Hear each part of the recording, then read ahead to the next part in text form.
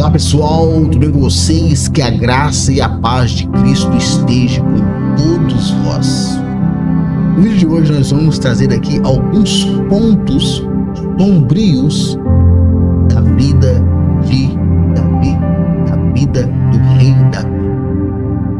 Vamos trazer aqui um pouco do lado sombrio dessa história, justamente porque a Bíblia, meus amigos, ela sempre mostra os dois lados da moeda. Não importa quem foi e quem é, sempre vai trazer os dois lados da história.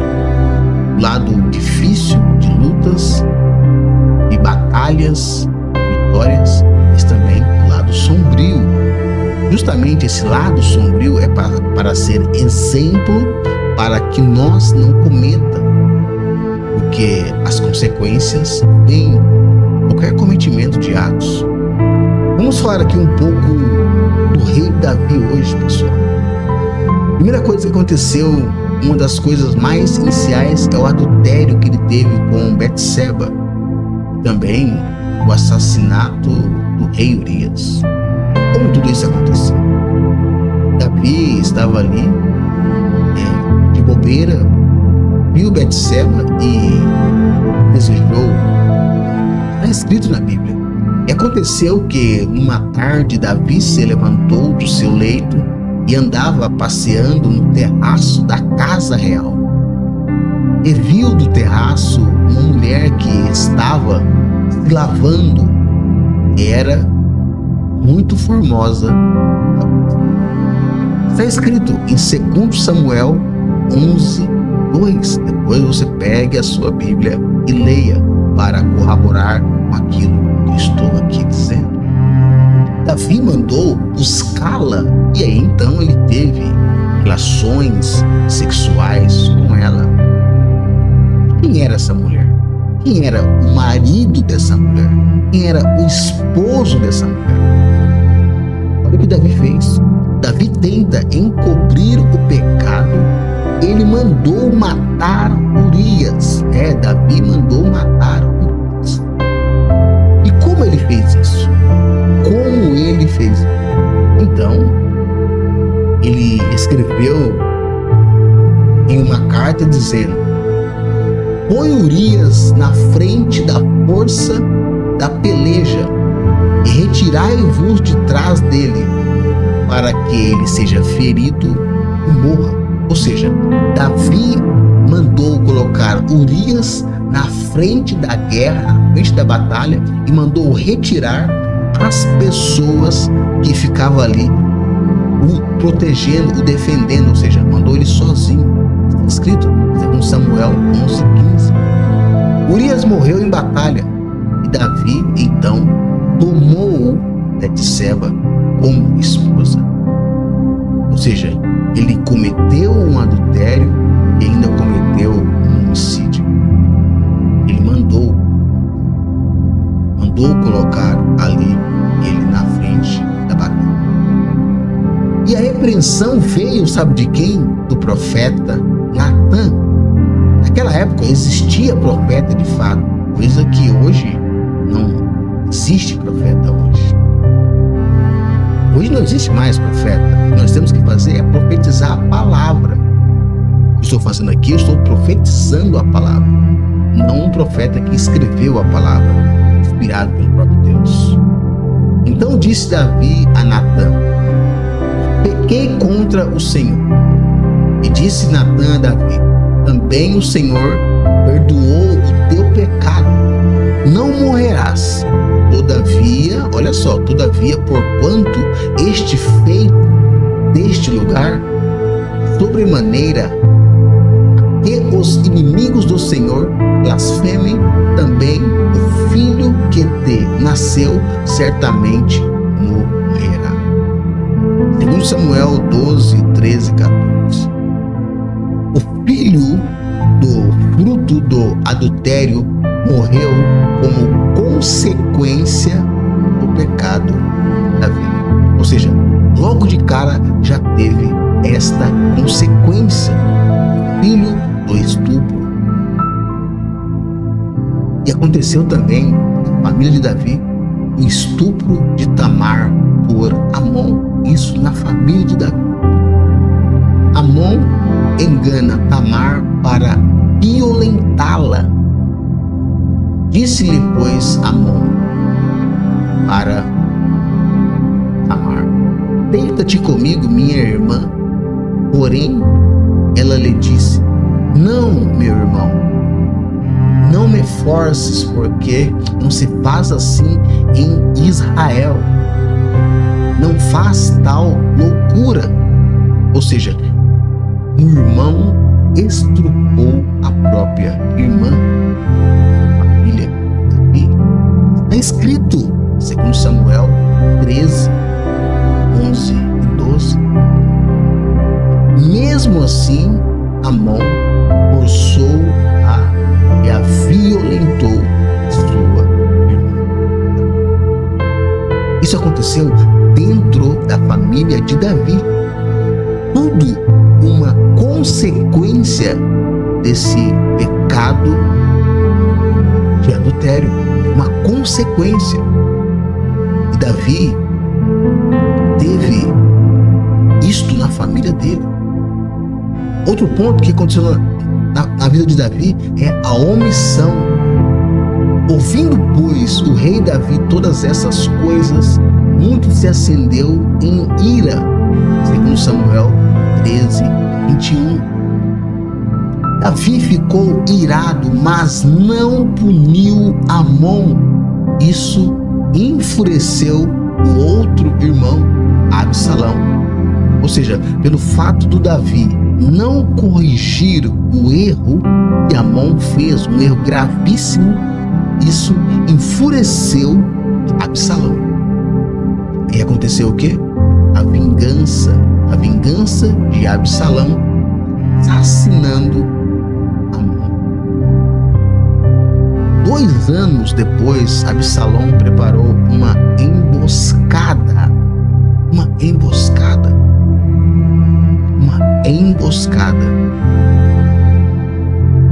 Então ordenou Absalão aos seus moços, dizendo: tomai sentido quando o coração de Amon estiver alegre, vinho, tendo, os eu farei, eu feri Amon, então o matareis, e não temais porventura, não sou eu quem vou-lo ordenou.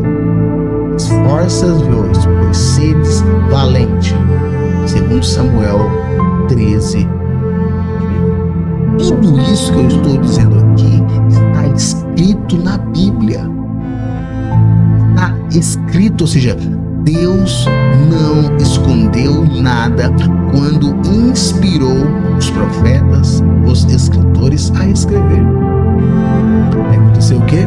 Absalão matou Amon. Então aconteceu o quê? Uma rebelião de Absalão e a sua traição contra Davi. Depois de voltar para Jerusalém, Absalão começou a roubar o coração do povo. Olha só, começou a roubar o coração do povo.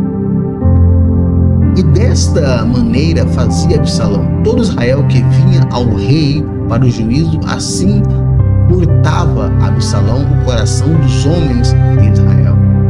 Segundo Samuel 15, 6, está escrito. Ele declarou-se rei e forçou Davi a fugir. Então disse Davi a todos os seus servos que estavam com ele em Jerusalém: levantai vós e fujamos, porque de outro modo não escaparemos de Absalão.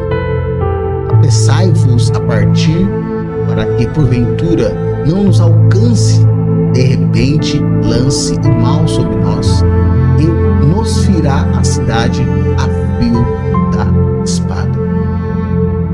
Naquela época lá, pessoal, era fio de espada.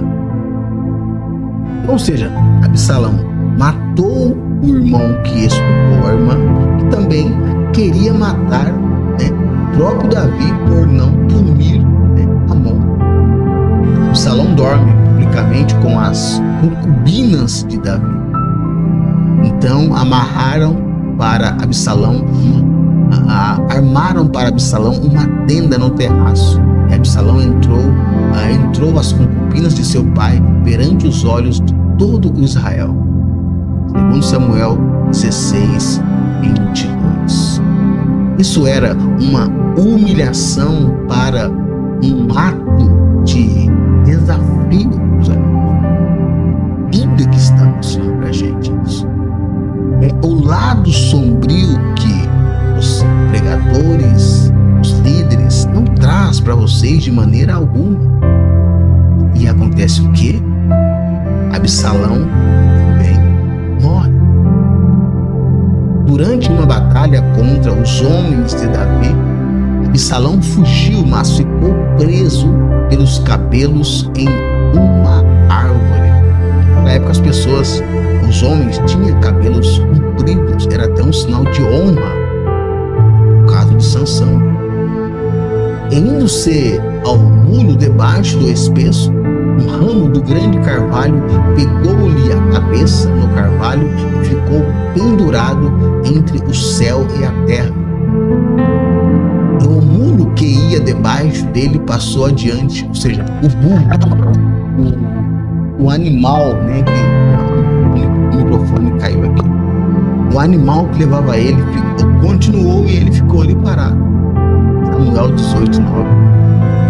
Joabe, general de Davi, o matou. Quem o matou foi Joabe, general de Davi. Então disse Joabe: não me demorarei assim contigo. E tomou 3 dardos da mão e cravou no coração de Absalão, ainda vivo na figueira. Segundo Samuel 18, 19, está escrito na Bíblia, meus amigos. Eles não trazem isso para vocês de maneira alguma. Por isso, fique até o final. Eu tenho algo especial para falar para vocês. E depois veio o que? O lamento de Davi. Mesmo sendo traído, Davi chorou a morte do filho. Mesmo assim, era um coração quebrantado de um pai. Então o rei se perturbou e subiu à sala que estava sob a porta e chorou, dizia assim: meu filho Absalão, quem me dera que eu morrerá por ti, Absalão, meu filho. Segundo Samuel 8, 33. Está escrito. Curta esse vídeo, compartilha, divulga ele para o máximo de pessoas que vocês puderem. É muito importante nós trazermos sempre os 2 lados da história. Por isso, fica até o final, que no final eu tenho uma mensagem especial para você ainda, para concluirmos. Outro ponto foi que o Davi teve que fazer um censo, né? O pecado do censo, a morte de 70 mil pessoas. Davi ordenou um censo confiando, mas no poder do exército de quem é Deus. Disse, pois, o rei Joabe, chefe do exército que estava com ele: percorre por todas as tribos de Israel, desde Dan até Berseba, e recenseai o povo, para que eu saiba o número do povo. Segundo Samuel 24, 2. Então, ou seja, Davi teve que fazer uma contagem quantos da população. Mesmo alertado, Davi insistiu. Como consequência, veio uma praga sobre Israel. Por isso que eu falo, todos os atos nossos geram consequência, seja qual tipo de ato for. Então enviou o Senhor a peste a Israel, desde pela manhã até o tempo determinado, desde Dan até Berseba. Morreram 70 mil homens do povo. Ou seja, Davi cometeu aí um genocídio, de acordo com a Bíblia. Segundo Samuel 24, 15. Davi reconheceu o erro e pediu que Deus o punisse em vez de punir o povo. seja, Davi aqui ele mostra que ele tem um coração arrependido. E disse Davi a Deus: não sou eu que disse que se contasse o povo, eu mesmo sou o que pequei e procedi perseveramente, porém estas ovelhas que fizeram, ó Senhor meu Deus, seja pois a tua mão contra mim e contra a casa de meu pai, e não para o castigo do teu povo. 1 Crônicas 21:17. Davi aqui já começa a mostrar um arrependimento dos seus erros, dos seus atos. Muitas vezes, meus amigos, os homens falham, mas aqueles que se arrependem, de fato, o que é o arrependimento? O arrependimento é deixar de fazer. Davi foi um grande líder, um homem segundo o coração de Deus, mas também teve pecados gravíssimos, como relatei aqui, entre outros, que eu dei uma resumida. O que diferenciou foi a sua capacidade de reconhecer os erros e buscar o arrependimento. O Salmo 51 é um dos exemplos mais claros de confissão e pedido de perdão. Olha o que diz os Salmos 51. Cria em mim, ó Deus, coração puro, e renova dentro de mim um espírito reto. Não me lances fora da tua presença. Não retires de mim, ó, o teu Espírito Santo. Torna a dar-me alegria da tua salvação e sustém-me com um espírito voluntário. Salmos 51, 10 e 12. Mesmo com tantas falhas, Deus manteve a sua promessa e fez de Davi o ancestral do Messias, Jesus Cristo. Mesmo com tudo isso, Deus fez que Davi fosse o ancestral de Jesus. Ele que veio, morreu ao terceiro dia e ressuscitou. Como eu disse para vocês que eu tinha uma mensagem final, justamente falar sobre um pregador, Paulo Júnior. E para mim, olhando para a Bíblia, é um dos maiores pregadores exegéticos que nós temos no país. Paulo Júnior é um dos maiores exegetas que nós temos no país. Um homem bíblico. O que ele fez, o que aconteceu com ele, vai ter as consequências, é claro. Já está tendo as consequências, porque todas as falhas, todos os erros que nós cometemos, as consequências, com certeza absoluta, ela vem. É a lei da semeadura. Aquilo que você planta é aquilo que você vai colher. Mas por que eu trouxe todo esse relato de Davi para chegar ao Paulo Júnior? Porque eu tenho certeza absoluta que muitas pessoas aprenderam muito ouvindo e ouvem ainda as ministrações do pastor Paulo Júnior. E aqui eu trouxe este resumo da vida regressa, sombria de Davi, para trazer esse entendimento sobre o pastor Paulo Júnior. Ele errou, vai ter as consequências, com certeza. Mas um coração arrependido é conhecido segundo o coração de Deus. Imagine o rei Davi nos dias atuais, nos dias atuais de redes sociais. Imaginem só o escândalo escárnio que não seria a vida do rei Davi. Mas mesmo assim, Deus não encobriu nada. Deus trouxe a palavra aqui para nós, para mostrarmos que um coração arrependido, um coração que confessa o pecado, mostra um quebrantamento. Então, para nós concluirmos aqui e orarmos, eu quero dizer que o pastor Paulo Júnior é um homem de Deus. Eu estarei orando pela vida desse irmão, porque eu aprendi muito com as ministrações a qual ele ministrou. Aprendo ainda, porque as palavras ficam, os homens vão e vêm, mas as palavras, as mensagens ficam. E o mais importante é a mensagem. Por isso eu torço para uma recuperação, para uma restauração da vida, sobre a vida desse amado pastor.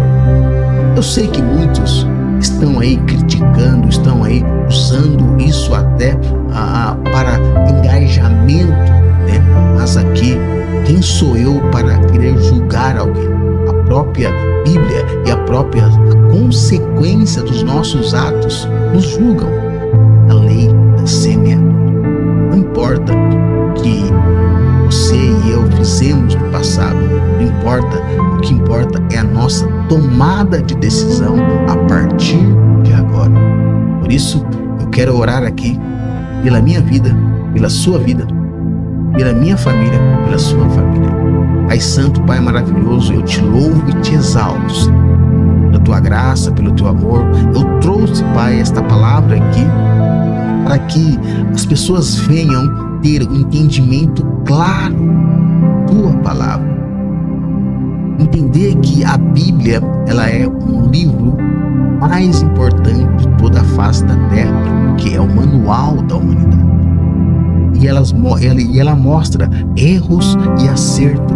E ela mostra coração contrito, coração arrependido, que é o coração do irmão Davi. E assim também eu acredito que é o coração do irmão pastor Paulo Júnior. Muitos ainda irão cair, mas muitos também irão se levantar. Muitos continuam ali no ostracismo, mas aqueles que de fato têm um chamado, Deus os traz de volta. Deus cura, Deus restaura e Deus traz de volta. Por isso eu creio e acredito na vitória e na restauração. Assim como Deus fez na vida do Davi, assim como Deus fez na minha vida, na minha família, também fará na vida de todos aqueles que acreditam, crê, aquele que vive e reina para todo sempre, o nosso Senhor Deus, que estás no céu e em nosso coração, em nossa vida, em nossa habitação. Obrigado, meu Deus, obrigado, Espírito Santo, obrigado a todos vocês que ficaram até o final deste vídeo. Deus abençoe você e toda a sua